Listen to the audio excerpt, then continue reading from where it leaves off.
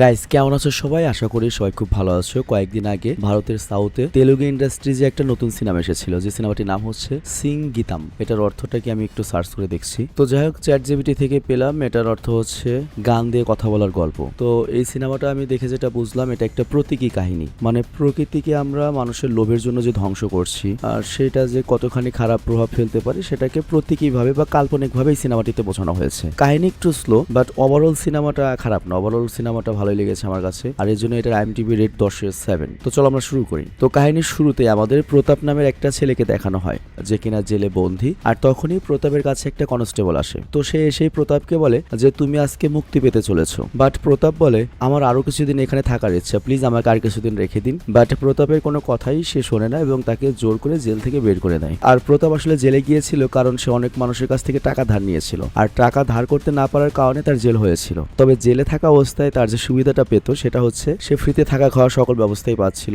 তো জেলেও মূলত খুশি ছিল, কারণ বাইরের দুনিয়াতে ওর জন্য খুব কঠিন, টাকা পয়সা নেই, গরিব মানুষ। এই কারণেই সে জেলে আরো কিছুদিন থাকতে চেয়েছিল, কিন্তু তার সেই ইচ্ছা পূরণ হয় না, কারণ তার 6 মাসের শাস্তি সম্পূর্ণ হয়ে গিয়েছে। তো জেল থেকে বের হতেই প্রতাপের সাক্ষাৎ হয় উকিলের সাথে। তো উকিল প্রতাপকে কিছু কথা বলে এবং প্রতাপকে বলে তোমার বাবার একটা সুটকেস রয়েছে, এটা রাখো। তবে প্রতাপ তার বাবাকে দেখতে পারতো না, আর এই কারণে ওর বাবার সুটকেস যখন ও পায়, ও রেগে গিয়ে সুটকেসটা পাশের একটা মলের গাড়িতে ছুঁড়ে ফেলে। বাট উকিল তখন বলে আরে গাধা, এই সুটকেসে তোমাদের গ্রামের বাড়ি যে জমি জমা রয়েছে সেটার দলিল ছিল, যেটা বিক্রি করলে অনেক টাকা পাবে তুমি। তো প্রতাপের তো বাবা মা নেই এবং খুবই দরিদ্র অবস্থা। তো বাবা মায়ের কিছু জমি আছে, এটা শুনে তো পাগল হয়ে যায়। তো গাড়ি কি দৌড়ে ময়লার গাড়িতে ওঠে এবং অনেক কষ্টে সুটকেসটা ফেরত পায়। আর তারপর প্রতাপ জানতে পারে যে তার নামে ওর বাবা 99 একর জমি রেখে গিয়েছে, মানে প্রায় 275 বিঘা। বুঝতেই পারছো, বিশাল আকারের জমি। তো এইটা দেখে প্রতাপ তো অবাক হয়ে যায় এবং ভাবে আমার বাবার এত সম্পত্তি ছিল, তারপরেও সে এত গরিব হয়ে জীবন কাটালো কেন। তবে এইসব ভাবনা সে বাদ দিয়ে সে ওই গ্রামের উদ্দেশ্যে রওনা হয়, যে গ্রামে তার বাবা জমি রেখে গিয়েছে।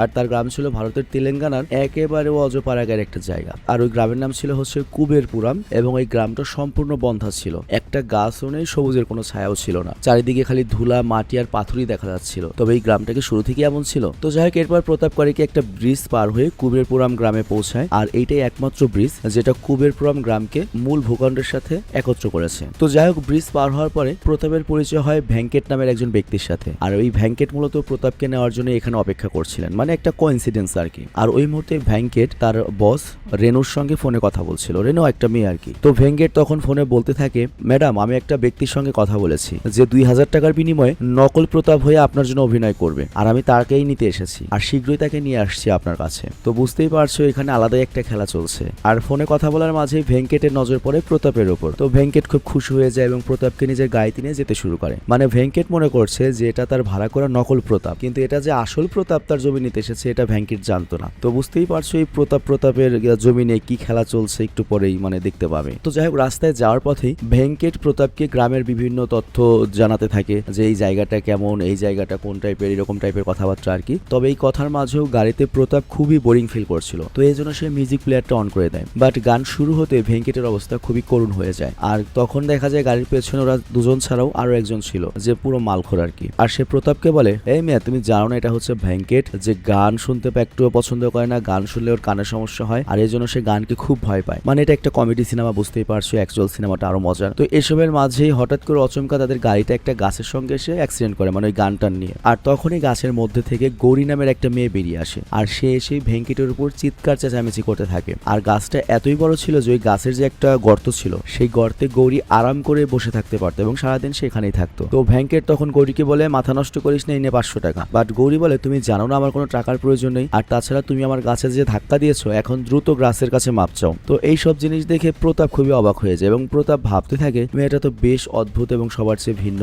গাছের কাছে আবার কেউ ক্ষমা চায় নাকি। তো যাই হোক, আর এই গাছের জন্য এত ঝামেলা সৃষ্টি করার কি আছে। বাট তখনই গৌরী বলে আমাদের এলাকায় কোনো গাছ নেই, এটাই হচ্ছে এই গ্রামে একমাত্র গাছ, আর আমি তাই এটাকে এত যত্ন করি এবং এই গাছটা সম্মান করি, কারণ এই গাছটা আমার মা লাগিয়েছিল, আর তাই দ্রুত এই গাছের কাছে তুমি ক্ষমা চাও। তো এত কিছুর পরে ভেঙ্কট করে দ্রুত ক্ষমা চেয়ে নেয়। আর তারপর গাড়িতে বসে ভেঙ্কট খেয়াল করে গাড়িটা স্টার্টই নিচ্ছে না। আর তখন সে গৌরীকে অনুরোধ করে যে বোন, তুমি একটা কাজ করতে পারবে, তুমি প্রতাপকে কুবের গোল্ড অফিসে নামিয়ে দিয়ে আসো, মানে কুবের গোল্ড মাইন্স আর কি, তারা আর কি এখানে খনন করে সোনা আহরণ করে। তো কোনো অপশন না থাকায় প্রতাপকে গৌরীর সাথে যেতে হয়, আর গৌরীর কাছে ছিল হচ্ছে একটা স্কুটি। তো গৌরী প্রতাপকে বলে তুমি উল্টো হয়ে বসো, কারণ গৌরী যেহেতু একটা মেয়ে, সে অপরিচিত একটা ছেলেকে তার পেছনে চেয়ে গিয়ে বসবে, তাকে ধরে বা ঘষা লাগবে এটা সে চায় না। তো এই জন্য সে উল্টা হয়ে বসতে বলে বলেছে। তো যাই হোক, রাস্তায় যেতে যেতে ওরা একটা পুরনো মাইন্স দেখে।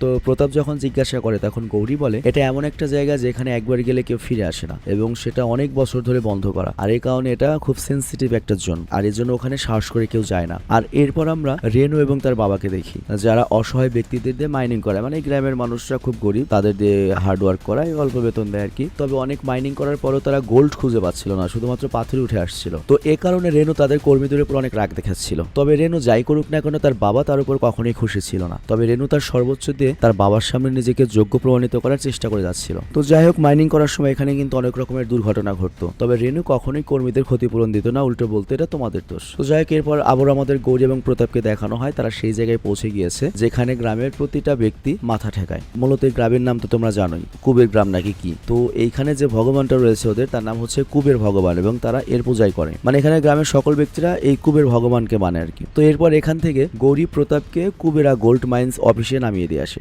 তো মানে বুঝতে পারছে সবকিছুতে খালি কুবেরা বা কুবের। তো যাই হোক, প্রতাপ এরপর অফিসের ভেতরে প্রবেশ করে, আর তারপর আমরা দেখি যে কুবেরা গোল্ড মাইন্সের অফিসের ভেতরে সাহিল নামের একজন বিদেশি ব্যবসায়ী রয়েছে। তবে এই সাহিলের ফেস তোমাদের পরিচিত লাগতে পারে। এই হারামজাদা মূলত ইন্ডিয়াতে তোমার ওই যে ফানি টিকটক আর রিলস ভিডিও তৈরি করে, কিন্তু এই প্রথম একটা সিনেমাতে চান্স পেয়েছে আর কি। তো যাই হোক, সে মূলত রেনুর সাথে গোল্ড মাইনিং এ ডিল করতে এসেছে, কারণ রেনু তাদেরকে বলেছে যে এই এলাকাতে প্রচুর স্বর্ণ পাওয়া যায়, তো সে এই জমিগুলো বেশি দামে বিক্রি করবে এই বিদেশি কোম্পানির কাছে। তবে সমস্যাটা হচ্ছে কি, একজনের জন্য এই জমিগুলো বিক্রি করতে পারছে না, কারণ এখানে প্রায় 275 বিঘা জমি হচ্ছে প্রতাপের। তো মাঝে ওই জমিটার জন্য ওরা বিক্রি করতে পারছে না, আর প্রতাপের সিগনেচার না হলে সে তো এই পুরো মালিক হতে পারবে না এবং ওই জায়গাতে সে খনন করতে পারবে না। মানে বাকি সব জায়গায় তো তোমার খনন করা হয়েছে, যা পাওয়া গিয়েছে, কিন্তু প্রতাপের যে একটা বিশাল এরিয়া, সবাই ধারণা করছে ওখানে অনেক স্বর্ণ রয়েছে। আবার এইদিকে যে রেনুরা, ওরা চাচ্ছিল কি যে ওই বিদেশি বাইরের কাছে 2 নম্বরে করে জমিটা বেচে দেবে, প্রতাপের জমি। তো সোহেলের কাছেও মনে হচ্ছিল যে আশেপাশে যেহেতু স্বর্ণ পাওয়া গিয়েছে, ওই জমি তো স্বর্ণ পাওয়া যাবে, সে অনেক স্বর্ণের মালিক হবে। তো কিছুক্ষণের মধ্যে প্রতাপ সেখানে সে হাজির হয়। তো প্রতাপ এসে এখানে পুরো ঘটনাটা বুঝতে পারে,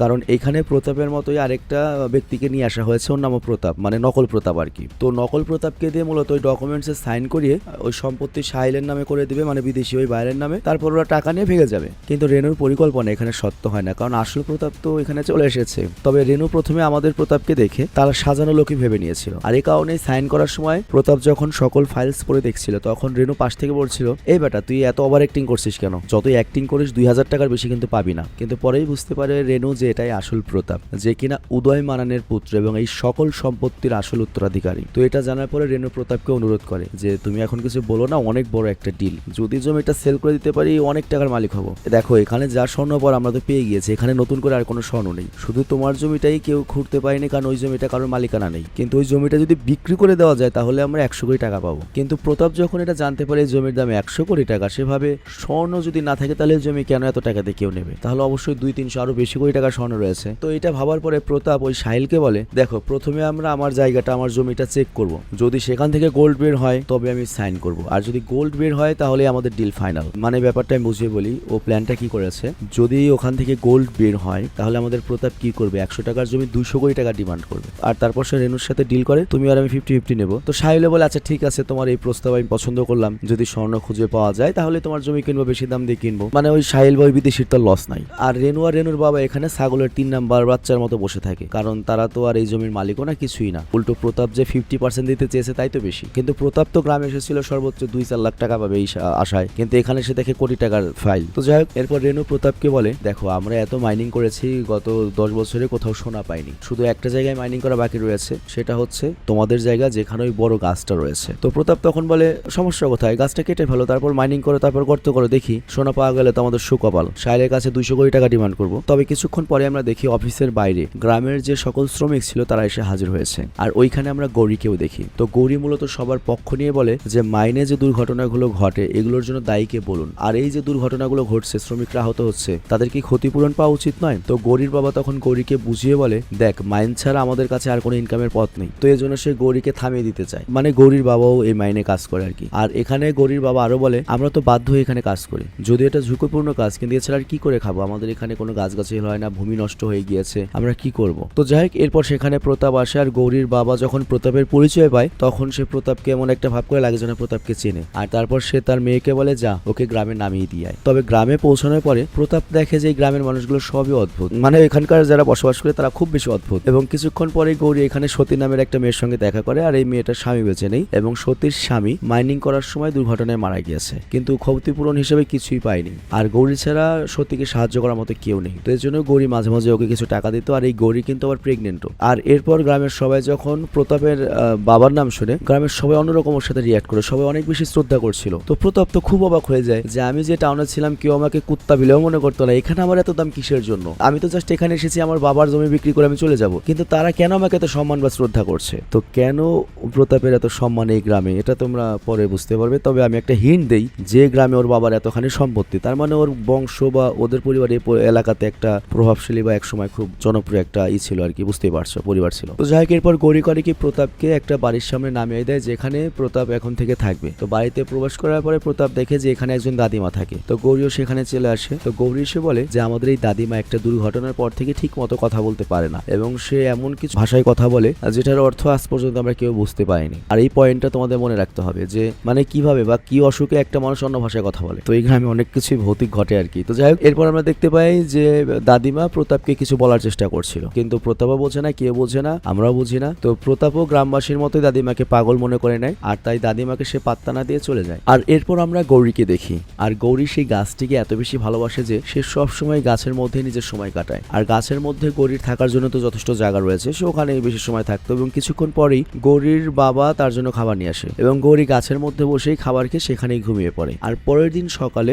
গৌরীর ঘুম যখন ভাঙে, সে গাছের বাইরে দেখে খুব অবাক হয়ে যায়। মানে গাছের সামনে অনেকগুলো শ্রমিক একত্রিত হয়েছে এই গাছটা কাটার জন্য, এবং এরা সবাই রেনুর লোক, মানে ওই মাইনিং কোম্পানির লোক। এবং রেনুর কথা ছিল যে পুরো গ্রামে শুধুমাত্র এই পুরো এরিয়াটা বাকি রয়েছে মাইনিং করার জন্য, আর এই জায়গাটার মাইনিং টেস্ট করা খুবই প্রয়োজন। কিন্তু গৌরী গাছ কাটার বিপক্ষে ছিল, এবং সে বলে আমি এই গাছ স্পর্শও করতে দেবো না। আর এখানে গ্রামবাসীরাও গৌরীর পক্ষে চলে আসে। বাট তখন রেনু এসে বলে আজ থেকে মাইনিং করার সকল শ্রমিকরা ক্ষতিপূরণ পাবে, এক্সট্রা বেতন পাবে, সাথে বোনাসও পাবে। তো টাকার লোভে এসে সবার চোখ তখন চকচক করে ওঠে, এবং রেনুর কথা শুনে গ্রামের প্রত্যেকটা ব্যক্তি গৌরীর পক্ষ নেওয়া ছেড়ে দেয়। তো বুঝতেই পারছো, পৃথিবীতে একটা মানুষ যত ভালোই হোক, যত নীতিতেই থাক, তাকে কেনা যায় শুধু টাকার এমন কম বেশি হতে পারে। বিষয়টা বুঝিয়ে বলি, ধরো তোমার এলাকায় একজন মানুষ রয়েছে, সে মাদকের ব্যাপারে খুব মনে করো যে কথা বলছে, তারা আলগোস্তের দিক 50 লাখ, 1 কোটি, 2 কোটি, 3 কোটি, 5 কোটি, কখন তুই মানবি না, মানবি এক সময়। মানে ব্যাপারটা অনেকটা এরকম আর কি, মানুষকে কেনা যায়, খালি অ্যামাউন্টের উপর নির্ভর করে, যোগ্য অ্যামাউন্ট দরকার। তো যাই হোক, লোভ এসে গেলে তো সকল ওই গ্রামবাসী চলে যায় গৌরীর বিপক্ষে, এবং গৌরী একা সকলের সঙ্গে পেরে ওঠে না। আর তখন সেখানে প্রতাপও চলে আসে, এবং প্রতাপও গৌরীকে বোঝানোর চেষ্টা করে যে গাছ কাটা হলে আমাদের জন্যই তো ভালো হবে, তো আমাদের গ্রামের লোকজন আরো বেশি দিন কাজ করতে পারবে। বাট গৌরী প্রতাপের কথা মানতে চাচ্ছিল না। আর এরপর সেখানে গৌরীর বাবা চলে আসে, এবং সে এসেই প্রথমে গৌরীকে একটা থাপ্পড় মারে। তো গৌরী তো পুরো শকড হয়ে যায়, এবং ভাবে আমার বাবার হঠাৎ করে কি হলো। তো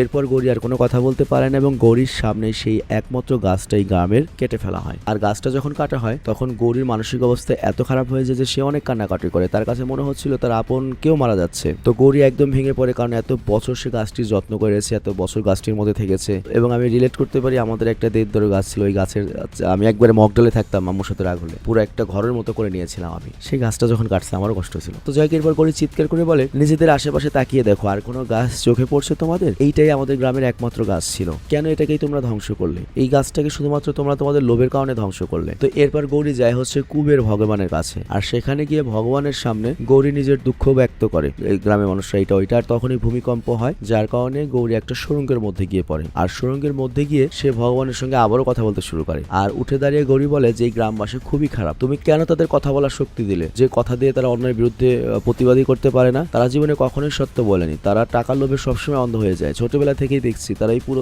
গ্রামটা ধ্বংস করে ফেলেছে, আর তুমি চেয়ে চেয়ে খালি দেখছো। আর তখনই সেখানে একটা আলোক রশ্মি চমকে ওঠে, দেখে মনে হয় যে ভগবান নিজে থেকে গৌরীর কথা শুনছিল। তবে গৌরী এটা উপলব্ধি করতে পারে না, মানে গৌরী এটা দেখেনি যে আলো এসেছে। তবে গৌরী বুঝতে পারে যে এখানে আলাদা কিছু অনুভূত হচ্ছে, মানে অদ্ভুত লাগে ওর কাছে। আর পরের দিন সকালে আমরা দেখি যে গ্রামের মানুষরা আর কথা বলতে পারছে না, মানে সাধারণ কথা বলতে পারছে না, তারা যাই বলে গান গান হয়ে যায়।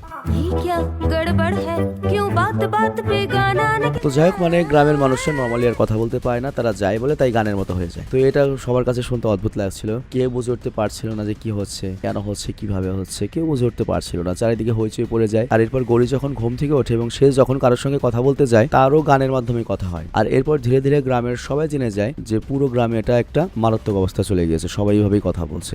আর এর মধ্যে রেনু, ভেঙ্কট, সাহিল সবাই ছিল, মানে ওই বিদেশিটাও। এবং গ্রামবাসীর কাছে তখন মনে হয় তাহলে এক রাতে আমাদের গ্রামে কোনো একটা অভিশাপ এসেছে, এবং আমাদের গ্রামে মস্ত বড় কোনো একটা সংকট আসতে চলেছে। তো এমনটাই তারা ভাবতে শুরু করে। আর এরপর গ্রামবাসী সবাই গ্রাম ছেড়ে পালিয়ে যেতে চায়, মানে এত ভয় পেয়েছে যে সবাই গ্রাম থেকে পালাবে, এবং ওই বিদেশি বেটা তো বলে যে আমার কোনো সম্পত্তির দরকার নাই, স্বর্ণের দরকার না, আমি জাস্ট এই গ্রাম থেকে বেরোতে চাই। তো ও করে কি অটোর উপর উঠে যায়, মানে খুব ফানি একটা সিন। তো এরপর তারা যখন ব্রিজে আসে, যে ব্রিজটা এই গ্রামের সাথে বাকি সব জায়গাকে যুক্ত করেছে, সেই ব্রিজটাই ভেঙে যায়। আর যেহেতু এটা একমাত্র ব্রিজ, তো এই কারণে গ্রামবাসী এখানে পুরোপুরি আটকা হয়ে যায় এবং এই গ্রাম থেকে বেরোনোর অন্য কোনো পথ তাদের জানাও ছিল না। তো নিরুপায় হয়ে গ্রামের সবাই তখন কুবের ভগবানের সামনে উপস্থিত হয়। মানে ক্ষমতা যখন থাকে তখন সৃষ্টিকর্তাকেরা বা ভগবানকেরা, কিন্তু যখন বিপদে পড়ে তখন ভগবান ছাড়া উপায় নাই। সব ধর্মে এটা একটা কমন ব্যাপার। তো যাই হোক, এরপর ওই পূজারী গ্রামবাসীকে বলে যে ভগবান নিশ্চয়ই আমাদেরকে কোনো অভিশাপ দিয়েছেন। আর গ্রামবাসীদের মধ্যে আরেকজন ছিল আবার ডক্টর। তবে ডক্টরের ভাষ্য মতে এটা কোনো অভিশাপ নয়, এটা সোয়াইন ফ্লু, বার্ড ফ্লু বা করোনা ভাইরাসের মতো একটা ভাইরাস হবে, এবং ওষুধের মাধ্যমে এই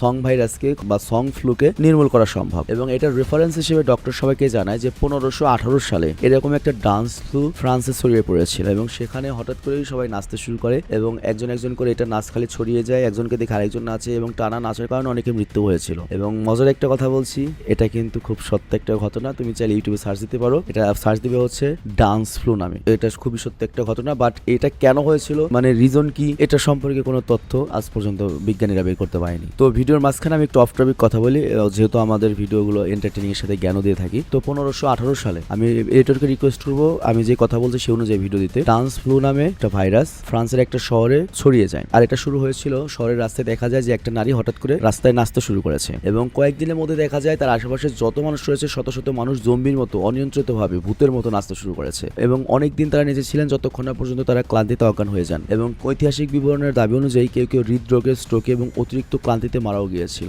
এবং এটা সিরিয়াস একটা নথিতে পাওয়া গিয়েছে। তবে এটা কেন হয়েছিল এটা সম্পর্কে জানা যায়নি। ধারণা করা হচ্ছে এটা কোনো একটা আতঙ্কের কারণে, তীব্র মানসিক চাপ, তবে এটা বিশ্বাসযোগ্য নয়। এছাড়াও ধর্মীয় বিশ্বাস বা কোনো একটা কাল্ট এসেছিল, অভিশাপ, এমন একটা কিছু হতে পারে, মানে যেটা মানুষ বিশ্বাস করে। আবার অনেকে মনে করতো রাইস শস্য জন্মনে এক ধরনের ছত্রাক খাওয়ার কারণে এমনটা হতে পারে, তবে এটা সবাই ডিনাই করেছে। এটার কারণ কেউ আজ পর্যন্ত বের করতে পারেনি, এবং এটা পৃথিবীতে সবচেয়ে অমীমাংসিত একটা ঘটনা। তো চলো আমরা আবার টপিকে চলে আসি। তো কি হয়েছে, ওই ডক্টর বলল যে ডান্স ফ্লু হয়েছে, এবং ডক্টর বলে আমি তোমাদেরকে ওষুধ দিচ্ছি, 3 দিনের মধ্যেই তোমরা ঠিক হয়ে যাবে। তবে সকল কথাই কিন্তু গানের মাধ্যমে হচ্ছিল। আর এখনো আমি একটু রিকোয়েস্ট করবো একটু প্লে করে দেওয়ার জন্য ওদের কথাগুলো।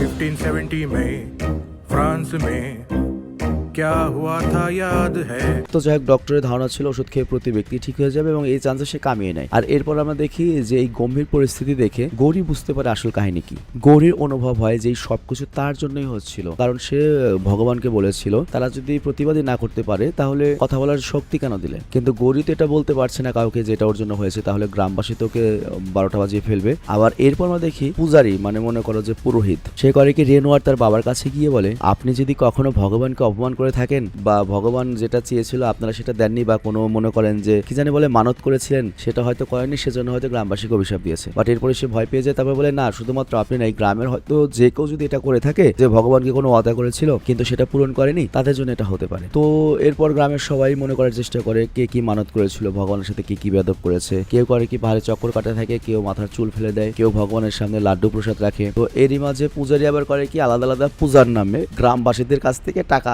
খাইতে থাকে আর কি, মানে একদিকে ডক্টর একদিকে পূজারী। তবে এত কিছুর পরেও কোনো কিছু ঠিক হচ্ছিল না। তো এইভাবে 3 দিন কেটে যায়, এবং ডক্টরের ওষুধ সবাই খেয়েছিল, তাতেও কোনো লাভ হয়নি, পূজা করেও কোনো কাজ হয়নি, এবং এখনো সবাই গানের মাধ্যমে নিজেদের কথা প্রকাশ করছিল। কিন্তু ডক্টর আর পূজারী রেগুলারলি নতুন নতুন ওষুধ বেচে এবং নতুন নতুন পূজা করে খুব ভালোই টাকা কামাচ্ছিল। আর এরপর শুরু হয় চতুর্থ দিন। আর চতুর্থ দিনের শুরুতেই আমাদেরকে এমন কিছু কথা জানানো হয় যা শুনে খুবই চমকে ওঠে সবাই। মানে চতুর্থ দিনে গ্রামের সবাই সত্যি কথা বলা শুরু করে, এটা আরেকটা অভিশাপ, মানে তাদের মুখ থেকে তারা খালি সত্যি কথাই বেরোবে। আর পূর্বের অভিশাপ কিন্তু রয়েছে যে গানের মতোই কথা বলছিল কিন্তু সত্যটাও। তো এই কারণে অনেকের মনের কথা প্রকাশ পেয়ে যায়, আর প্রতাপের মনের কথাও বেরিয়ে আসে যে আমি তো খালি জমি বিক্রি করার জন্য এসেছিলাম, চিন্তা করেছিলাম 2-4 লাখ 5 টাকা পাবো, কিন্তু দেখি এত কোটি টাকার ব্যাপার তাই রয়ে গেলাম, আর জমি বিক্রি করার পর আমি তো চলে যাবো। আবার রেনুর মুখ দিয়েও সত্যি কথা বের হয়ে যায়, সে বলে আমার বাবার প্রতি আমার কোনো টানই নাই, আমার তো মনে হচ্ছে আমার বাবাকে আমি এখনই মেরে ফেলি, আর আমি শ্রমিকদেরকে যে ওয়াদা করেছিলাম সেটাও সম্পূর্ণ মিথ্যা। তো এইসব কথা নিয়ে রেনু আর গৌরীর বাবার মধ্যে ঝগড়া লেগে যায়। আবার এতক্ষণে গৌরীও বুঝে গিয়েছিল যে তার কারণে এগুলো হচ্ছে, কারণ সেই দিন সে গুহার মধ্যে ভগবানের কাছে যে প্রার্থনা করেছিল সেটাই হচ্ছে, মানে ওই যে মুখ যদি দিয়েছ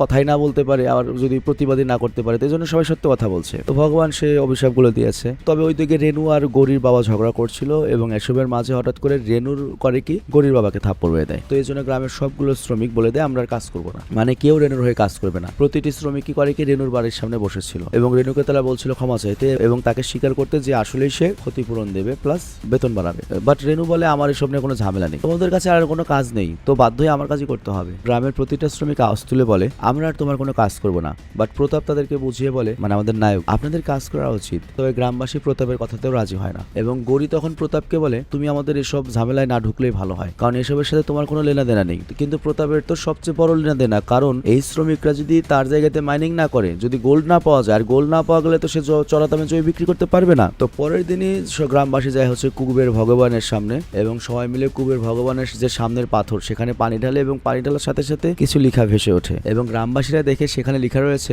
ভগবান ভোগ চায়, তবে সেই ভোগ হতে হবে সোনার। আর আমরা জানতে পারি এই কাজটা আসলে আমাদের প্রতাপই করেছে। সে লিখে রেখেছে যেন এই শ্রমিকরা মাইনিং করার জন্য রাজি হয়, কারণ মাইনিং করার পরে গোল্ড পাওয়া সম্ভব, আর গোল্ড পেলেই ভগবানকে তারা পূজা দেবে, ভোগ দেবে, আর এটা করলেই তো প্রতাপের লাভ। কিন্তু সাধারণ শ্রমিকরা, গ্রামের মানুষ এই ষড়যন্ত্র বুঝতে পারে না এবং তারা ভগবানের নির্দেশে মাইনিং করা শুরু করার চিন্তা ভাবনা করে এবং এভাবেই ধর্ম ইউজ করে আবারও সাধারণ মানুষকে শ্রদ্ধা পাওয়ানোর একবারে চাক্ষুষ প্রমাণ হলাম আমরা। তো যাই হোক, প্রতাপের চালাকিতে সকল শ্রমিক সেই স্থানে পৌঁছায় যেখানে মাইনিং করা শুরু হবে। তো শুরুর দিকে খালি পাথরে আসতে শুরু করে, কোনো গোল্ড খুঁজে পায় না। তো এই পরিস্থিতি দেখে প্রতাপের মাথায় একটা বুদ্ধি আসে। সে বলে, এই তোমাদের কাছে বোম টাইপের কোনো একটা কিছু নেই? একবার একটা ব্লাস্ট করে দিলেই তো চেক করতে পারতাম যে নিচে স্বর্ণ আছে কি নেই। আর ভিডিওর এই পজিশনে আমরা একটা ব্রেক নিচ্ছি। আমরা রিকোয়েস্ট করবো তোমাদেরকে একটু টেনে তারপর মূল ভিডিওতে যাও। আমরা রিকোয়েস্ট করছি, হাম্বল রিকোয়েস্ট। হ্যালো ফ্রেন্ডস, একটা অসাধারণ প্ল্যাটফর্মের ব্যাপারে বলতে যাচ্ছি যেটা পিএসজি স্পন্সর করে। সামনে ফিফা ওয়ার্ল্ড কাপ শুরু হতে যাচ্ছে। ফুটবল লাভারদের জন্য অনেক অনেক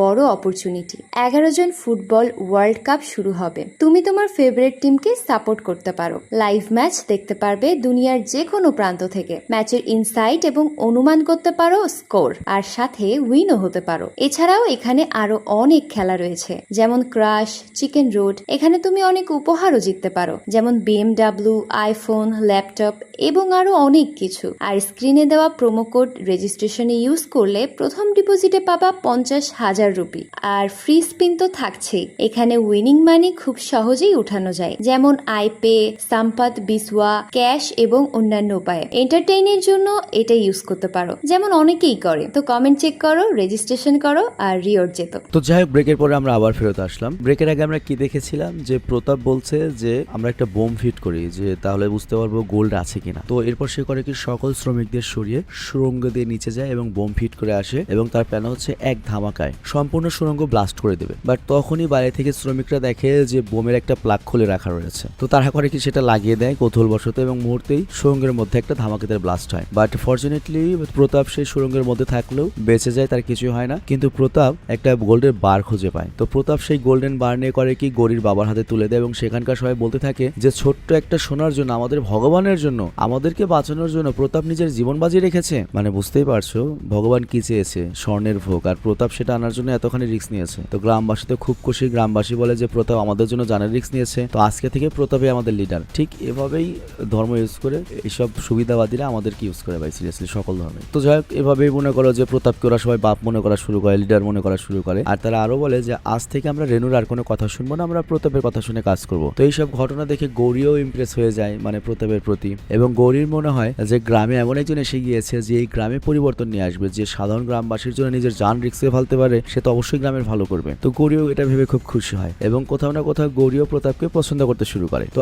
আজকে এরপর প্রতাপ যখন গৌরীর বাইকে বসে তখন গৌরী বলে সোজা হয়ে বসো। তো প্রতাপে বুঝতে পারে যে গৌরী তাকে এখন থেকে অন্য নজরে দেখছে। তবে আমার কাছে গৌরীর চেয়ে রেনুরাই বেশি ভালো লাগে আর কি। তো যাই হোক, এরপর তারা দুজনে যায় হচ্ছে রেনুর কাছে। তো রেনু তখন বলে যে তোমরা সবাই প্রতাপকে লিডার মনে করছো, ঠিক আছে, কিন্তু ওর আসল সত্য জানো, প্রতাপই সেই ব্যক্তি যে গাছ কাটার আইডিয়াটা দিয়েছিল। তো এই কথা শুনে তো গৌরীর মাথায় আকাশ ভেঙে পড়ে, সে শক্ট হয়ে যায়, কারণ গৌরীর মনে যে ভালোবাসার জমা নিয়েছিল সেটা এক মিনিটেই শেষ হয়ে গেল। সেটা ঘৃণায় পরিণত হয়ে যায় এবং সে প্রতাপকে একটা থাপ্পড় দেয়। আর রেনু এটা করেছে মূলত হিংসায়, মানে মনে হয় প্রতাপকে শালীও পছন্দ করে, কেন আমি আছি না। তো যাই হোক, এরপর গ্রামের সবাই আবারও কুবের ভগবানের সামনে হাজির হয়। তো এখন তোমরা বলতে পারো যে ভাই আপনি তো বিয়ে করছেন, আপনি খালি এগুলো পান কেন? ভাই আমি 6 মাস বউ সহ থাকি, 6 মাস বউ ছাড়া থাকি, 6 মাস আমার বউ থাকে বাংলাদেশে, 6 মাস থাকে ইন্ডিয়া। তো আলটিমেটলি আমি আর একটা বউ ডিজার্ভ করি। তো যাই হোক, এরপর গ্রামের সবাই আবারও কুবের ভগবানের সামনে গিয়ে হাজির হয়। আর এই মুহূর্তে গৌরী অনেক রেগে ছিল, আর রাগের মাথায় গৌরী করে কি সকল গ্রামবাসীর সামনে সত্য কথাটা বলে দেয়। তো গৌরী তখন বলে যে কুবের ভগবানের মূর্তির নিচে একটা সুড়ঙ্গ রয়েছে, আমি সেই সুড়ঙ্গে গিয়েছিলাম এবং রাগের মাথায় ভগবানের সামনে আমি গ্রামবাসীর নামে উল্টাপাল্টা বলেছি এবং বলেছিলাম যে গ্রামবাসী সত্য কথা বলতে পারে না, ন্যায়ের পক্ষে কথা বলতে পারে না, তাদের আওয়াজই বন্ধ করে দাও। এবং তারা কেন সত্য কথা বলে না এটাও জিজ্ঞাসা করেছিলাম। আর তৃতীয় কথা গৌরী কি বলেছিল জানো? গৌরী বলেছিল এইখানকার মানুষ টাকার লোভে পাগল হয়ে গিয়েছে। তো গৌরী বলেছিল এই কাজের ফল, ওরা যে সোনা চায় ওদেরকে এমন সোনা দিও যাতে ওদের মানে শখ মিটে মিটে যায়, সব টাকার শখ মিটে যায়। তো গৌরী বলে এটা আমার ভুল হয়ে গিয়েছে, আসলে লোভ তোমাদের না, লোভ হচ্ছে প্রতাপের। তো অভিশাপ তোমাদের জন্য না, অভিশাপটা প্রতাপের জন্য আমার চাওয়া উচিত ছিল, আর আমার ভুলের জন্য এগুলো হচ্ছে। তো এই কথা শোনার পরে গ্রামবাসীর কাছে মনে হয় তাহলে সুড়ঙ্গের ভেতরে গেলেই সবকিছু ঠিক হয়ে যাবে, কিন্তু অনেকে আবার গৌরীকে বিশ্বাস করছিল না। তো যাই হোক, তবে তারপরেও গ্রামবাসী ঠিক করে প্রতাপকেই পাঠানো হবে সুড়ঙ্গের মধ্যে। যদিও প্রতাপ যেতে চাইছিল না, ওকে জোর করে পাঠানো হয় এবং কিছুক্ষণ পরে জোরে একটা আওয়াজ হয়, যেন মনে হচ্ছে কেউ ধাক্কা দিয়ে প্রতাপকে বাইরে ফেলে দিল এবং প্রতাপ সেখানে অজ্ঞান হয়ে যায়। আর তারপর প্রতাপকে দ্রুত ডক্টরের কাছে নিয়ে যাওয়া হয়, কিন্তু যখন প্রতাপের জ্ঞান ফিরে আসে সে শুধুমাত্র একটা কথাই বলতে পারছিল, তাও অদ্ভুত এক ভাষায়, যে ভাষায় শুধুমাত্র আমাদের দাদিমা কথা বলে। আর আমি তোমাদের বলেছিলাম ওই পয়েন্টটা মনে রেখো। তো প্রতাপ যখন ওই দাদিমার ভাষায় কথা বলে সবাই মনে করে প্রতাপ পাগল হয়ে গিয়েছে। আর এগুলো হয়েছে কার জন্য? গৌরীর জন্য। তো গৌরী খুব গিল্ট ফিল করে এবং রাতে গৌরী একা একা করে কি প্রতাপের সঙ্গে কথা বলতে যায়, এবং গৌরী প্রতাপের সাথে যখন কথা বলছিল তখন অচমকাই সেখানে রেনু চলে আসে। আর তখন গৌরী লুকিয়ে পড়ে এবং রেনুর কাছে মনে হয়েছিল যেহেতু প্রতাপ পাগল হয়ে গেছে, এই সুযোগে প্রতাপের জমিতে একটা সাইন করিয়ে নিয়ে যাই। এ শালি কিন্তু জাতে মাতাল তালে ঠিক।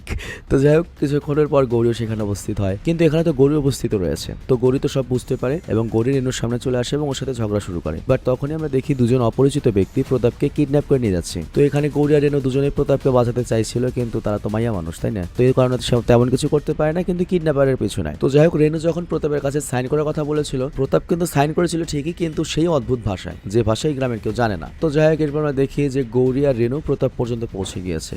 আর যে ব্যক্তি প্রতাপকে কিডন্যাপ করেছে আমরা দেখতে পাই সে করেছে কি ওকে ওল্ড মাইনের দিকে নিয়ে গিয়েছে, মানে ওই যে জায়গা থেকে কেউ আশা করে না, ওখানে যাওয়া নিষিদ্ধ, যেখানে গেলে একবার কেউ আর ফিরে আসে না। তবে ওরা যখন দেখতে পায় যে ওখানে প্রতাপকে নেওয়া হয়েছে, তখন গৌরী আর রেনুকারেকে একটা রিস্ক নেয়, তারা ওখানে ঢোকার সিদ্ধান্ত নেয়। আর ওখানে পৌঁছে তারা দেখে যে প্রতাপকে যে কিডন্যাপ করেছে সেটা আর কেউ নয়, সেই নেশাখোর ছেলে, যেটা ওই যে সিনেমার শুরুতে আমরা ভেঙ্কটের গাড়ির পেছনে দেখেছিলাম। তো এখানে দাদিমাও ছিল এবং দাদিমাই মূলত ওই ছেলেটিকে ইশারা করে মদ খাইয়ে বলেছিল যে প্রতাপ কিনে দিবি, মানে দাদিমাই ওকে আনিয়েছে। আর এর পরিবর্তে উপহার হিসেবে এক বোতল মদও দিয়ে দেয়। তো এখানে দাদিমা নিজেও একই ভাষায় কথা বলতে শুরু করে যে ভাষায় প্রতাপ এখন বলছে। তো তারা দুজনেই নিজেদের ভাষা বুঝতে পারছিল, অদ্ভুত ভাষায় কথা বলছিল। তবে গৌরী আর রেনু কেউ এগুলো বুঝতে পারছিল না। আর তখন গৌরী তাদেরকে বলে যে তোমরা একটু ধীরে ধীরে বলো, একটু ইশারা করে বলো, যাতে আমরা কিছু বুঝতে পারি। তো গৌরী এরপর তাদের কথা মনোযোগ দিয়ে শুনে এবং কোনো একটা কারণে হয়তো কুবের ভগবানের ইশারায় ও কথাগুলো বুঝতে শুরু করে, মানে আস্তে আস্তে ক্লিয়ার হতে শুরু করে যে কি বলছে। তো কথাটা ছিল এরকম, যা হারিয়ে গিয়েছে তা ফিরে পেতে হবে, যা বিশৃঙ্খল হয়ে গিয়েছে তা গোছাতে হবে। তো এই গ্রাম থেকে কি হারিয়ে গিয়েছে যেটা ফিরে পেতে হবে, আর কি বিশৃঙ্খল হয়ে গিয়েছে যেটা গোছাতে হবে, এটা তোমরা আরেকটু পরে বুঝতে পারবে। তো গৌরী এটা বুঝতে পারার পরই দাদিমা এবং প্রতাপ ঠিক হয়ে যায়, মানে আগে নর্মাল ভাষায় কথা বলে। তবে তারা নর্মাল হলেও ডাইরেক্ট নর্মাল হয় না, তারা জাস্ট গ্রামের মানুষরা যে ফার্স্ট স্টেজের অভিশাপে রয়েছে, যে গানের মাধ্যমে কথা বলে, সেইভাবে কথা বলতে শুরু করে। তারপর দাদি গানে গানে একটা কাহিনী বলতে শুরু করে, যেটা সে আগেই প্রতাপকে শোনাতে চেয়েছিল। আর এই কারণেই প্রতাপের সঙ্গে কথা বলা তার খুবই জরুরি ছিল, আর এই কারণে সে প্রতাপকে কিডন্যাপও করিয়েছে। কিন্তু আগে সেই কাহিনী বলতে পারেনি, কারণ কুবের ভগবান তার উপরে একটা অদ্ভুত অভিশাপ দিয়েছিল, যে কারণে সে ওদের ভাষায় কথা বলতে পারবে না, মানে ও যে ভাষা বলবে ভাষা কেউ বুঝবে না। তো এই জন্য কখনো বলতে পারেনি, কিন্তু যেহেতু সুস্থ হয়েছে এখন সে বলতে পারছে। আর এইটাই হচ্ছে এই সিনেমার মেন টুইস্ট বা মেন গল্প, যার সাথে এই গ্রামের সকল রহস্য জড়িত, যে কোন অভিশাপে এই গ্রামের এই ভয়ঙ্কর অবস্থা। এবং আমরা দেখতে পাই এইটাই সেই পুরাতন মাইন্স যেখানে রক্তের দাগও লেগে রয়েছে। তো প্রতাপ যখন জিজ্ঞাসা করে এটা কার রক্তের দাগ, তখন দাদিমা তার গল্প বলতে শুরু করে। তো সে বলে এটা বহু বছর আগের কথা, আজ থেকে প্রায় 18 বছর আগের কথা, যখন প্রতাপের মা শৈলজা প্রেগনেন্ট ছিল, মানে আমাদের প্রতাপের মা। তো শৈলজা প্রকৃতিকে খুব মান্য করতো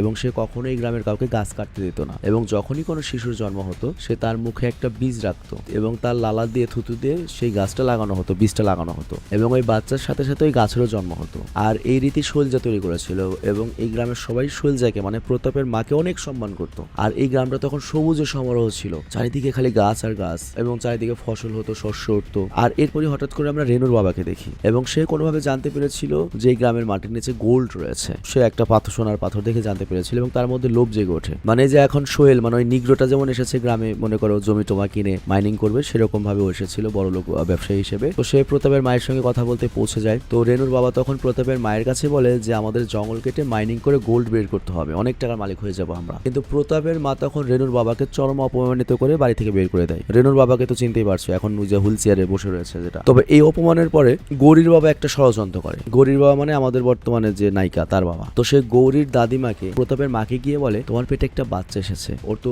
সুস্থ নয়, ওকে বাঁচাতে চাইলে তুমি শহরে চলে যাও, সেখানকার চিকিৎসায় একমাত্র তোমার বাচ্চাকে বাঁচানো সম্ভব। আর এখানে একটা বিষয় লক্ষ্য, এই গৌরীর যে দাদি, মানে যে অন্য ভাষায় কথা বলতে দিন, এই দাদিকে কিন্তু গ্রামের মানুষ আগে থেকে অনেক সম্মান দিত এবং তার কথার গুরুত্ব দিত। এবং শৈলজাকে সবাই সম্মান করলেও শৈলজাও তাকে সম্মান করতো। তো শৈলজার সিদ্ধান্ত নেয় সে তার সন্তানের জন্য শহরে যাবে চিকিৎসার জন্য। আর শহরে যাওয়ার সময় শৈলজা তার গাছকে জড়িয়ে ধরে, যাকে সে খুব ভালোবাসতো, মানে এটা তার গাছ আর কি। তার মা আবার তার জন্মের সময় এই গাছটা লাগিয়েছিল। আর এখানে আমরা ছোট্ট গৌরীকেও দেখি, আর এটা দেখে আমরা বুঝতে পারি গৌরী কিন্তু আমাদের নায়ক প্রতাপের চেয়ে বড়, কিন্তু সিনেমায় এটা মেলাতে পারে নাই, প্রতাপকেই বড় বেশি লাগে, গৌরীকে তো বাচ্চা মেয়ের মতো লাগছে। তো যাই হোক, একটা গাছের চারা উপরে গিয়েছে, এই কারণে গৌরী কান্না করছিল। আর তখন সুলজা তাকে আদর করে বলে, শোনো গৌরী, আমি গ্রামের বাইরে যাচ্ছি, আর ততদিন তুমি আমার গাছগাছালি খেয়াল রেখো, যতদিন না আমি ফিরে আসি। তো গৌরীও জয় বলে, আচ্ছা ঠিক আছে, আমি এই গাছের কিছুই হতে দেবো না। তবে এখানে আমরা একটা বিষয় জানতে পারি, শৈলজা বা প্রতাপের মাকে শহরে পাঠানোর পেছনে তার স্বামী উদয়েরও অনেক হাত ছিল, কারণ তারও টাকার লোভ ছিল। মানে রেনুর বাবা যখন উদয়কে টাকার লোভ দিয়েছিল তখন তার মনে লোভ জন্মেছিল, কিন্তু শৈলজা গ্রামে থাকলো তো সে গাছ কাটতে দেবে না, মাইনিং করতে দেবে না। আর যে এলাকায় মাইনিং হয় সে এলাকার অবস্থা কি হয় তা তো তোমরা জানোই। তো রেনুর বাবা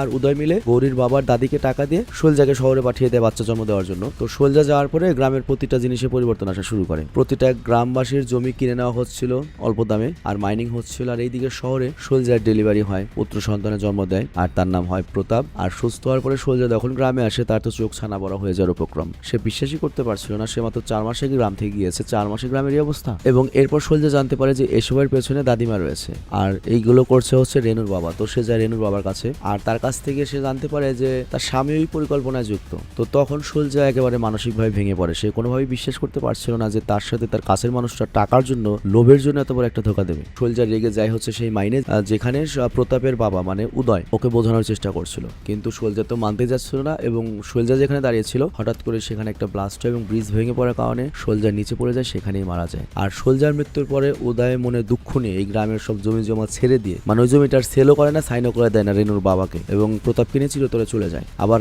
দাদিমাও যখন নিজের ভুল বুঝতে পারে সে এসব থেকে দূরে সরে যায়, এবং তার হঠাৎ করে মুখের ভাষা চেঞ্জ হয়ে যায়, মানে ওই যে ওই ভাষায় কথা বলে। তো বর্তমানে সেই পুরনো কাহিনী দাদিমার মুখে শুনে প্রতাপের খুব দুঃখ হয়, কারণ যে গাছটি সে কেটে ফেলেছে সেটা তার মায়ের নিজের হাতে লাগানো গাছ ছিল। তো ওই গাছের কাছে বসে সে নিজের মাকে স্মরণ করে অনেক কান্নাকাটি করে। আর পরের দিন সকালে প্রতাপ একটা বড় সিদ্ধান্ত নেয়, সে সকল গ্রামবাসীর সামনে গিয়ে বলে, আমার মা একটা স্বপ্ন দেখেছিল আর আমি সেই স্বপ্ন পূরণ করতে চাই, আমি আবার এই গ্রামকে গাছগাছালি দিয়ে পরিপূর্ণ করতে চাই, এই গ্রামকে আবারও সুন্দর করতে চাই। তো প্রতাপ করে কি, রেনুর সাথে ডিল করে গ্রামের সকল ব্যক্তিকে তাদের জমির কাগজ ফিরিয়ে দেয়। ডিলটা ছিল এরকম যে সাহিল আমার জমি নেবে, তুমি এই জমি ছেড়ে দাও। রেনুরা ওই জমি দিয়ে দেয়, কারণ ওইসব জমিতে তো আর তোমার গোল্ড নাই, মোটামুটি ভালো ওরা মাইন করেছে, কিন্তু প্রতাপ চায় বাকি জমিগুলো এখন গাছগাছালিতে ভরে উঠুক। তো সেই হিসেবে সবাইকে জমি দিয়ে দেয়। তো গৌরী আর প্রতাপ মনে করে এবার সবাই গাছ লাগানো শুরু করবে। তো এরপর যখন ওরা জমির কাছে পৌঁছায় ওরা তো পুরো শকড হয়ে যায়, যেই ব্যক্তিদের কাছে জমির কাগজ ওরা দিয়েছে তারা নিজেরা এখন যার যার মতো মাইনিং করে শুরু করে দিয়েছে। মানে তারা ভাবছিল যদি গোল্ড পাওয়া যায় তাহলে আমরা ধনী হয়ে যাব, সবাই তো অনেক খুশি।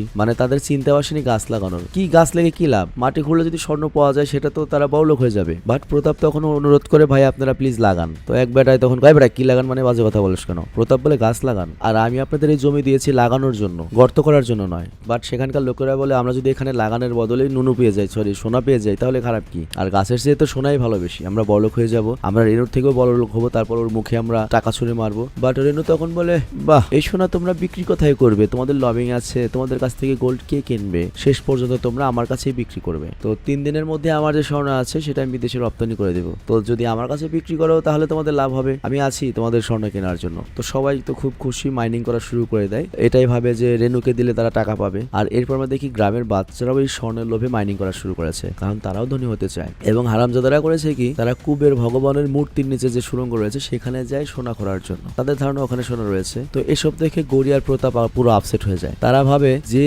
গ্রামবাসীকে গাছ লাগানোর জন্য আমরা জমি দিলাম, আমার নিজের জমি শেষ করে তারা সেখানেই মাইনিং করা শুরু করেছে। তো গৌরী তখন প্রতাপকে বলে, তুমি এক কাজ করে গ্রাম ছেড়ে চলে যাও। প্রতাপ তখন উত্তর বলে, না, আমার বাবা যে ভুল করেছিল আমি সেই ভুল করবো না, আমার বাবা ভুল করেছিল সেটা ঠিক করে যায়নি, বাট আমি এটা ঠিক করবো। তো যাই হোক, ওই লোকেরা কিন্তু মোটামুটি গোল্ড পেতে শুরু করেছে, আর ওই লোকেরা যেহেতু ব্যস্ত তো প্রতাপের জমি তার খোঁড়া হচ্ছে না, তো তারা গোল্ডেনে রেনুকে দিচ্ছে, আর রেনু সবার কাছ থেকে খুব অল্প দামে স্বর্ণ কিনে রাখছে, মানে এই স্বর্ণ ওরা বেচবে কই, আদামে বিক্রি করছে। আর অন্যদিকে বাচ্চারা ওই কুবের ভগবানের সুরঙ্গে ঢুকে পড়েছে এবং তারা দেখে সেখানেও গোল্ড রয়েছে, আর এই কারণে হাতুড়ি চালাতে থাকে। আর তখনই অচমকা সবকিছু নড়তে শুরু করে, আর এই এক ভূমিকম্পে ভয়ঙ্কর একটা কিছু ঘটে যায় যেটা কেউ ভাবতেও পারেনি, কারণ সবাই স্বর্ণের নেশায় মত্ত ছিল। মানে কুবের ভগবানের নতুন আরেকটা অভিশাপ আসে, সেটা হচ্ছে যার হাতে স্বর্ণ রয়েছে সে যখন আরেকজনকে স্পর্শ করে সেই সোনার মূর্তিতে পরিণত হয়ে যাচ্ছে, মানে আরেকটা ভয়ঙ্কর অভিশাপ, যে কারণে বাচ্চা থেকে বৃদ্ধ সবাই সোনায় পরিণত হতে থাকে, মানে যে যাকে ছুটছে সেই সোনা হয়ে যাচ্ছে। তো গ্রামবাসীর মধ্যে তো প্রচন্ড ভয় পড়ে যায়, কেউ কাউকে ছুতে চায় না, মানে এতদিন তো কথায় সমস্যা হয়েছে, তারপর সত্য কথা বলেছে,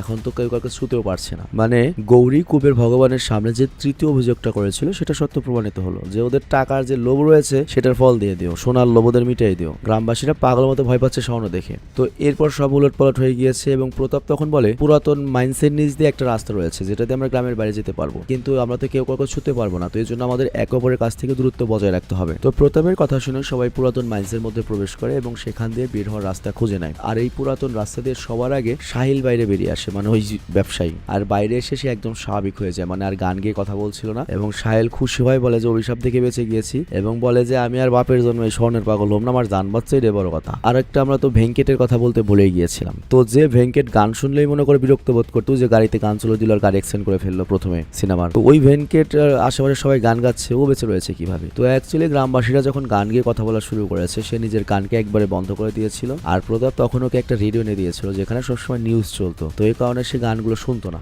এবং সারাক্ষণ নিউজ শোনার কারণে ভেঙ্কেট মানে গ্রামবাসীর গান থেকে বেঁচেছিল। তো যাক এরপর কি হয় আমরা দেখি চলো। সতী নামের যে মেয়েটা ছিল না, প্রেগনেন্ট, হাজবেন্ড মারা গিয়েছে মাইনিং করতে গিয়ে, তো ওর তো হঠাৎ করে প্রসবের সময় চলে আসে, কিন্তু এই অবস্থায় কেউ ওকে স্পর্শ করতে পারছে না, কারণ স্পর্শ করলে সোনায় পরিণত হয়ে যাবে, তো সাহায্যের জন্য কেউ এগিয়ে আসে না। আর দাদিমাও পাশে বসেছিল, বাট তখনই উপর থেকে একটা পাথর সতীর উপরে পড়ার অবস্থা হয়ে যায়, কিন্তু সতী তো এখান থেকে সরতে পারছে না, ওকে তো সরাতে হবে, বাট ওকে ধরলেই তো ঝামেলা। কিন্তু আমরা দেখতে পাই সেখানকার বাচ্চারা ঢাল হয়ে সতীর চারপাশে দাঁড়িয়ে যায় যাতে কোনো পাথর সতীর উপর না পড়ে, এবং এই কাজে বাচ্চাদের একে অপরকে স্পর্শ করতে হয়, যে কারণে তারা সবাই সোনা হয়ে যায়। কিন্তু তারা যখন মূর্তির মতো সতীর উপর ঢাল হয়ে গিয়েছিল, এটা দেখে গ্রামবাসীদের মন থেকে ধীরে ধীরে সোনার উপর লাভ লালসা বা যে কোনো লাভ লালসা চলে যেতে থাকে এবং তারাও নিজেদের চিন্তা বাদ দিয়ে সতীর উপরে যখন আরো বড় পাথর পড়ার অবস্থা হয় তখন তারা করে কি ওই বাচ্চাদের মতো সেম সতীর উপরে ঢাল হয়ে দাঁড়ায় যেন সতীর কিছু না হয়, এবং প্রতিটা ব্যক্তি স্বর্ণের মূর্তিতে পরিণত হয়ে যায় এবং গ্রামের অনেক মানুষ নিজেদের জীবন উৎসর্গ করে সতীর জন্য। আর এই ঘটনা যখন গৌরী, প্রতাপ আর রেণু দেখে ওরা একদম শক হয়ে যায়। আর এরই মধ্যে সতী একটা বাচ্চা জন্ম দেয়, আর বাচ্চা জন্ম নিয়ে একটু কান্নাও করে না, একদম নির্জীব হয়ে পড়ে থাকে। আর এটা দেখে গ্রামবাসী নিরাশ হয়ে যায়। আর তখন গ্রামের সবাই মিলে কুবের ভগবানের কাছে প্রার্থনা শুরু করে এবং সবাই বলে প্রভু সবকিছু ঠিকঠাক করে দাও, আমরা অনেক বিপদে রয়েছি এবং সবাই স্বীকার করে আমাদের ভুল হয়ে গিয়েছে এবং আমাদের পাপের যে শাস্তি দাও সেই শাস্তি নিতে আমরা প্রস্তুত। কিন্তু গ্রামের সবাই জানতো তখনও তাদের মধ্যে পুরোপুরি লোভ শেষ হয়ে যায়নি, তো এর জন্য ভগবানের কাছে তারা মনে থেকে মিনতি করে, প্রার্থনা করে যেন তাদের ভেতরে যে লোভ রয়েছে সেটা বেরিয়ে যায়। আর ওই সময়ে কুবের ভগবান খুশি হয় এবং অভিশাপটা শেষ হয়ে যায় এবং অঝরে বৃষ্টি পড়তে শুরু করে, মানে গাছ না থাকার কারণে এবং অভিশাপের কারণে এখানে অনেকদিন ধরে বৃষ্টি হয়নি। প্রতাপের মা অভিশাপ দিয়ে গিয়েছিল যে পর্যন্ত এই গ্রামবাসীর লোভ না যাবে সে পর্যন্ত এখানে বৃষ্টি হবে না, এবং এই বৃষ্টি হওয়ার ফলে ভগবানের অভিশাপে যারা মূর্তি হয়ে গিয়েছিল তারাও ঠিক হতে শুরু করে, মানে বৃষ্টির পানি তাদের সকল অভিশাপ মুছে দেয়। আর এই মুহূর্তটা গ্রামবাসীদের জন্য উৎসবের মতো ছিল, কারণ বহু বছর পরে, প্রায় 20 বছর পরে তাদের গ্রামে বৃষ্টি হচ্ছে এবং বৃষ্টির ফোঁটা পড়ার পরে সতীর বাচ্চাও কান্না করা শুরু করে, মানে বাচ্চাটা প্রাণ ফিরে পায়। আর তাছাড়া সবাই এখন গান গেয়েও নয়, সবার সব অভিশাপ কেটে গিয়েছে, স্বাভাবিকভাবে কথা বলছিল, কারণ সবার মন থেকে লালসা শেষ, কারণ তারা বুঝতে পেরেছে মনের আনন্দই বড় আনন্দ এবং প্রকৃতি হচ্ছে সবচেয়ে বড় আনন্দ। আর রেনু ওদিকে তার পাপের শিক্ষা পেয়ে গিয়েছে, আর রেনুর বাবা বুঝে যায় যে লোক খুব ভয়ঙ্কর জিনিস। আর এর 2 বছর পরের সিন আমাদেরকে দেখানো হয়, আমরা দেখতে পাই অনেক বড় একটা বিজনেসম্যান সেই ব্রিজের রাস্তা পার হয়ে এই গ্রামে প্রবেশ করে। আর আমরা দেখি এই গ্রামে এখন সবুজের সমারোহ এবং এত বেশি সবুজ যে দেখতে খুবই সুন্দর লাগছে। আর সেই গাড়ি থেকে সেই বিজনেসম্যান, আমাদের সবার প্রিয় নায়ক বিজয় দেবরকোন্ডা, মানে এই সিনেমাতে ক্যামিও দিয়েছে আর কি, সে বের হয়ে আসে। তো সে এসে বলে এই গ্রামে তো অনেক স্বর্ণ আছে মাটির নিচে, বাট এই গ্রামবাসীরা কি জানে যে এই স্বর্ণ দিয়ে তারা কত ধনী হতে পারে? কিন্তু গ্রামবাসীরা এখানে উত্তর দেয় হ্যাঁ আমরা জানি। এবং এরপর বিজয় দেবরকোন্ডা আবারও বলে আপনারা কি জানেন এই গোল্ডের জন্য আপনারা কত টাকা পেতে পারেন, কত ধনী হবেন আপনারা? খালি জমিগুলো আমাকে দেবেন, আমরা মাইনিং করব। তো এই প্রশ্নের উত্তরে গ্রামবাসীরা স্বাভাবিকভাবে বলে হ্যাঁ এটাও আমরা জানি। আর তখনই বিজয় করে কি সেখানে সামনে একটা ছোট্ট চারা দেখতে পায় এবং সেই গাছটা পাড়া দিয়ে মেরে ফেলে। তো গাছটা মারা যাওয়ার পরই তার ভেতরে পরিবর্তন আসা শুরু করে। যে বিজয় স্বাভাবিকভাবে এতক্ষণ দাঁড়িয়েছিল হঠাৎ করে পাগলের মতো ডান্স করা শুরু করে। এতই ডান্স করছে, সে যতই চেষ্টা করছিল ডান্স থামাতে পারছিল না, এবং বিজয়ের সাথে আসা বাকি যে ড্রাইভার তারপর তোমার পিএস ছিল তারাও ডান্স করা শুরু করে। তো বিজয় তখন বুঝতে পারে এটা কোনো সাধারণ গ্রাম নয়, এটা এমন একটা গ্রাম যে গ্রামকে প্রকৃতি ডিফেন্ড করে এবং এই গ্রামের প্রকৃতির সঙ্গে খেলা করতে গেলে বিপদ আসবে। তো এই কারণে তারা আবার শহরে ফিরে যায়। আর এখানে এই সিনেমাটি শেষ হয়। তো যাই হোক, সিনেমাটা ওয়ান টাইম দেখার জন্য খারাপ ছিল না। এবং আমি একটা মজার কথা বলি, আজকের এই সিনেমাটা এক্সপ্লেন করা আমার জন্য ছিল হচ্ছে একটা প্র্যাকটিস, কারণ র্যান্ডমে আমি রেগুলার হব এবং র্যান্ডমে তোমাদের জন্য, মানে এই চ্যানেলগুলোতে আমি রেগুলার হব তোমাদের জন্য। মনে করো 1 ঘন্টার একটা ভিডিও আসলো, সেই ভিডিওটা আমার ভয়েস দিতে যে সমস্যাগুলো, তো আমি চেষ্টা করছি যাতে আর সমস্যা না হয়, আমি প্র্যাকটিস হিসেবে নিচ্ছি। এরপর থেকে যে বড় সিরিজগুলো আসবে, দেখা গেল 1 ঘন্টার সিরিজ হোক, 1.5 ঘন্টার সিরিজ হোক, ওগুলো সব আমার ভয়েসে দেবো। আর সেটার একটা প্র্যাকটিস হিসেবে আজকে আমি এই কাজটা করলাম খুব অল্প সময়। তবে অনেকে মনে করে যে কামব্যাক বলতে ভিউজ, মানে ইউটিউবারের কামব্যাক বলতে কি মনে করে মানুষ, ভিউজ হবে, অমুক হবে, তমুক হবে। না, আমি মনে করি কামব্যাক বলতে হচ্ছে মেন্টাল যে একটা কামব্যাক। ধরো 2019 সালে 18 সালে আমি যেভাবে কাজ করতে পারতাম, সেই মেন্টাল স্ট্রেংথ, সেই শারীরিক স্ট্রেংথ, সেইটা আনতে পারা এবং সেই রকম কাজ করতে পারাটাই কামব্যাক। রেজাল্ট তো আমাদের হাতে নাই, বাট আমি যে যেভাবে কাজ করে এই পজিশনে এসেছি সেই সক্ষমতা অর্জন করাটাই হচ্ছে আমার জন্য কামব্যাক, এবং অফকোর্স আমি কামব্যাক করছি, এবং শুধুমাত্র র্যান্ডম সেক্টরে নয়, আরো 3-4 সেক্টরের রিয়েল লাইফে 5-7 সেক্টর মিলে আমি কাজ করে হ্যান্ডেল করার ক্ষমতা রাখি। তোমার ওই বুড়া ভাইরে এখন অতখানি ক্ষমতা আছে, প্রচুর ওরা আমার। এই যে এখন এটা শেষ হলে এখন আরেকটা আমরা সিনেমার উপর ভয়েস দেব, সেটা নাম হচ্ছে মারাজা ওরু কালো অবানুনা। যাই হোক, আমি কথা বলতে বলতে ওটা ট্রেলার দেখিয়ে দিচ্ছি তোমাকে। এটা ভাই একবারে সেক্সি সিনেমা ভাই, খালি অমুকের বর্ষাতে অমুক, মানে পরকিয়া সেক্স ছাড়া কোনো কথা নাই সিনেমায়। তবে এই সিনেমাটা আমরা দেবো হচ্ছে র্যান্ডমে। এটা তো আমরা স্যাভেজের জন্য করলাম, কিন্তু ওই সেক্স সিনেমাটা দেবো আমরা র্যান্ডমে। ওটা যেদিন আপলোড হয় র্যান্ডমে চোখ রেখো। আরেকটা ব্যাপার হচ্ছে আমি রেগুলার হচ্ছে খুব শীঘ্রই স্যাভেজ 420 চ্যানেলে, মানে এই চ্যানেলে আমরা গেম আস্তে আস্তে গেম নিয়ে আসবো আর কি। দেখা যাবে আমরা মাসে 10টা গেমের ভিডিও দেবো, এবং গেমের ভিডিওগুলো অনেক বড় হবে, 2 ঘন্টা 2.5 ঘন্টা হতে পারে। এর কারণটা হচ্ছে আমরা পিসি গেমস খেলবো, এবং একটা পিসি গেমস কিন্তু সিনেমার মতোই। তোমরা অনেকে যারা পিসি গেম সম্পর্কে আগ্রহ জানো না, পিসি গেম বলতে তোমরা হয়তো মনে করো ওই যে বাংলাদেশের অন্যান্য ইউটিউবাররা যে খেলে যে ছোট ছোট গেমগুলো, গ্র্যানি ম্যানি অমুক, তো ভাই এইগুলো না ভাই। পিসি গেমস ভাই কে ড্রামা আছে না তোমার, মানে থ্রিলার সিরিজের মতো পিসি গেমস। এবং নিশ্চিত থাকো জাস্ট প্রথম আমার 8-10টা ভিডিও তোমরা একটু কষ্ট করে দেখবে, তারপর তুমি অ্যাডিক্টেড হয়ে যাবে। মানে সম্পূর্ণ ভিন্ন ধরনের একটা এন্টারটেইন করবো আমরা স্যাভেজ 420-তে, এবং স্যাভেজ 420 ফুল টাইম আমরা গেমিং হিসেবে রাখছি। এবং র্যান্ডম ভিডিও চাইলে যাবে সিনেমা, আর তোমার ওই র্যান্ডম অ্যানিমেশনে যাবে। এনিমিতে ওরকম ভিউ হয় না, এনিমিও দেবো, যাই দেবো। মোট কথা এখন সব ভয়েস আমি দেবো। আমি ব্যাক করছি, ভিডিও 1 ঘন্টা হোক 1.5 ঘন্টা হোক, I do it, no problem. আর এর জন্য যে আমি বললাম যে কামব্যাক, আমার মেন্টাল কামব্যাক করার জন্য আমি কি করছি জানো? আমি গত 1 বছর ধরে আমি এক্সারসাইজ, আমার ঘুমের অভ্যাস, এবং আমার একটু অ্যালকোহলিক প্রবলেম ছিল। অ্যালকোহলিক প্রবলেম বলতে বুঝোই তো ভাই, 35 বছর বয়স, লাইফ তো এখন আগের মতো নাই, ঘুমের প্রবলেম।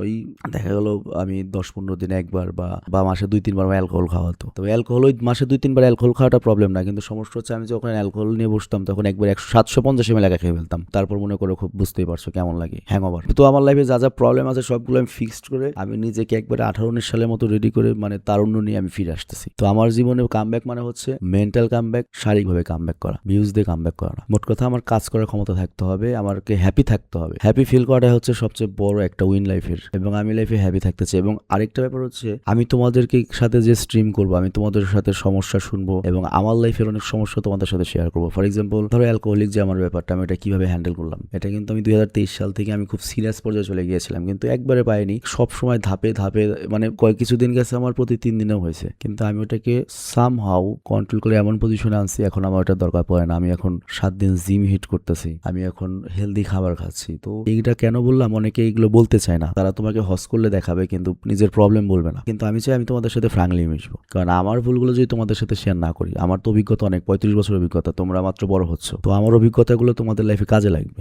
যে আমি কিভাবে কি হ্যান্ডেল করলাম, ধরো আমার অর্থনৈতিক ব্যাপার কিভাবে হ্যান্ডেল করলাম, আমি ফ্যামিলির সাথে কিভাবে আমি রিয়াক্ট করি, আমার টিমের সাথে কিভাবে রিয়াক্ট করি, বা কিভাবে কি কন্ট্রোল করি, এই সব কিছু আমি তোমাদের সাথে আস্তে আস্তে শেয়ার করবো। প্লাস তোমাদেরও যদি কোনো প্রবলেম থাকে, মনে করো আমরা নির্দিষ্ট একটা ডেট রাখবো, সেই ডেটে আমরা সন্ধ্যার পর থেকে স্ট্রিম করবো, আমি ফেস ক্যাম নিয়ে আসবো অবশ্যই, তোমরা বিভিন্ন প্রশ্ন করবে, কমেন্টের মাধ্যমে আমি উত্তর দেবো, তোমাদের সাথে আড্ডা করবো। তো বুঝতেই পারছো ভবিষ্যতে আমাদের কানেকশন আরো বৃদ্ধি পাচ্ছে, শুধুমাত্র ভয়েস বেসড থাকছে না, তোমাদের সাথে আমরা আরো বেশি কানেক্টেড হতে চলেছি। তো বিদায় নিচ্ছি, ভালো থেকে সুস্থ হোক আজকের মতো, আল্লাহ হাফেজ, বাই।